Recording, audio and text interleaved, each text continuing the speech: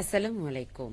আজ সোমবার 11 ফাল্গুন 24 সাবান 24 ফেব্রুয়ারি। বাংলাদেশ বেতার, রাজশাহী। স্থানীয় সংবাদ পড়ছি উম্মে সালমা।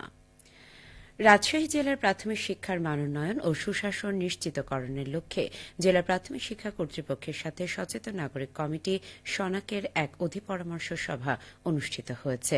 গতকাল জেলা প্রাথমিক শিক্ষা অফিসারের কার্যালয়ে এই সভা অনুষ্ঠিত হয়। সভায় রাজশাহীর বিভিন্ন প্রাথমিক বিদ্যালয়ের স্কুল ম্যানেজমেন্ট কমিটির সভা কার্যকরভাবে সুসম্পন্ন করা, শ্রেণীকক্ষে শিক্ষার্থীদের শাস্তি না দেওয়া, শিক্ষক কর্তৃক শিক্ষার্থীদের আন্তরিকতার সাথে পাঠদান করানো, শিক্ষক শিক্ষার্থীর মধ্যে সুসম্পর্ক তৈরি করা সহ প্রতিষ্ঠানের সিদ্ধান্ত গ্রহণ প্রক্রিয়ায় সেবা গ্রহীতাদের সম্পৃক্ত করার উপর গুরুত্ব আরোপ করা হয়। সচেতন নাগরিক কমিটির রাজ্য সভাপতি প্রফেসর ড সিদ্ধার্থ শঙ্কর তালুকদারের সভাপতিত্বে সভায় প্রধান অতিথি হিসেবে উপস্থিত ছিলেন জেলা প্রাথমিক শিক্ষা অফিসার এ.কে.এম. আনোয়ার হোসেন। নওগাঁর বদলগাছিতে মাদক বিরোধী অভিযানে ৩ মাদক সেবীকে আটক করে কারাদণ্ড প্রদান করেছেন ভ্রাম্যমাণ আদালত।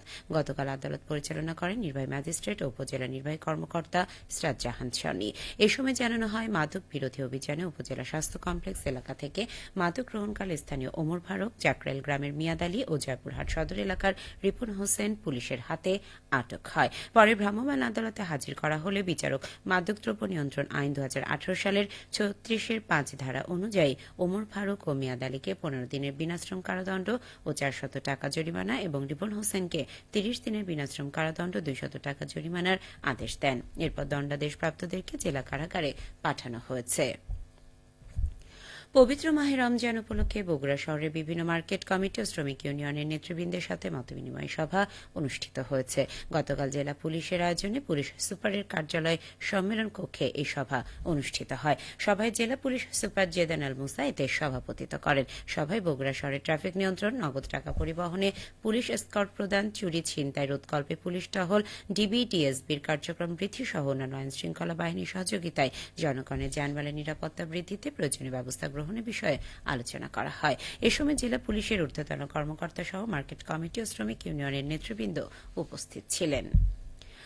বগুড়ায় সোনালী ব্যাংকের সাথে শেরপুর শহীদ আলিয়া মাদ্রাসা ও Shalfa technical school and BM কলেজের চুক্তি সই হয়েছে। গতকাল শেরপুর শহীদ আলিয়া মাদ্রাসার হলরুমে অধ্যক্ষ মাওলানা হাফিজুর রহমানের সভাপতিত্বে চুক্তি সই অনুষ্ঠানে প্রধান অতিথি ছিলেন সোনালী ব্যাংক পিএলসির জেনারেল ম্যানেজার রশিদুল ইসলাম।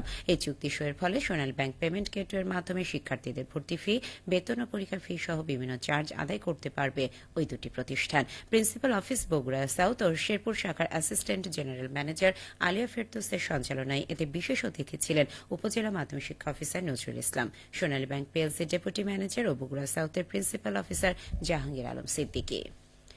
বগুড়া জেলা স্কুলের বার্ষিক ক্রীড়া প্রতিযোগিতা পুরস্কার বিতরণী অনুষ্ঠান অনুষ্ঠিত হয়েছে। গতকাল স্কুল মাঠে ভারপ্রাপ্ত প্রধান শিক্ষক মোহাম্মদ ড্যানিয়েল তাহেরের সভাপতিত্বে অনুষ্ঠানের প্রধান অতিথি ছিলেন বগুড়ার জেলা প্রশাসক হোসনা আফরোজা। এ সময় তিনি বলেন, খেলাধুলা শৃঙ্খলা শেখায়। খেলাধুলার সফলতা শুধু ব্যক্তি পরিচয় বহন করে না, তারা রাষ্ট্রের প্রতিনিধিত্বও করে। তাছাড়া খেলাধুলা মাদক ও অন্যান্য অপকর্ম থেকে সবাইকে দূরে রাখে। লেখাপড়া ও খেলাধুলার মাধ্যমে দেশকেও নেতৃত্ব দেবে তারা, নিজের জীবন ও জাতিকে নিরাপদ করবে।